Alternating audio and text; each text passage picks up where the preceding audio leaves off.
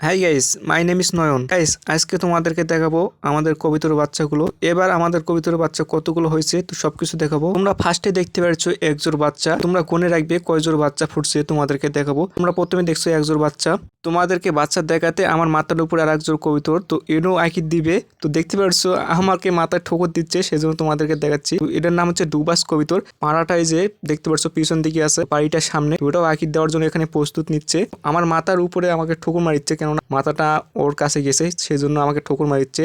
যাই হোক, এরপর তোমাদেরকে দেখাবো আরেক জোড় বাচ্চা। অলরেডি তোমরা দেখতে পাচ্ছ আরেক জোড় বাচ্চা। তো এগুলো খুব বড় বড় সাইজের হয়ে গেছে, খুব দেখতে সুন্দর লাগছে। এরপর তোমাদেরকে দেখাবো আরেক জোড় কাগজি জোড়া কবিতরের বাচ্চা। তো অরিজিনাল কাগজি কবিতর এগুলো। তো আমার এখানেই আছে, তোমরা চাইলে নিতে পারবা। এর পাশে আরেক জোড় কবিতর ডিম দিয়ে বসেছিল। তো যত সম্ভব বাচ্চা মানে ফুটে গেছে, তো আমি দেখতে চালাম। তো দেখতে পাচ্ছ গাইস, দেখা মাত্র আমার চোখে পড়ে গেল দুইটা বাচ্চা। খুব সুন্দর লাগছে, বাচ্চা দুটো খুব ছোট ছোট হয়ে আছে, সেজন্য মানে হাত দেওয়া মাত্র মানে কবিতরটা খুব রাগান্বিত হয়ে যাচ্ছে।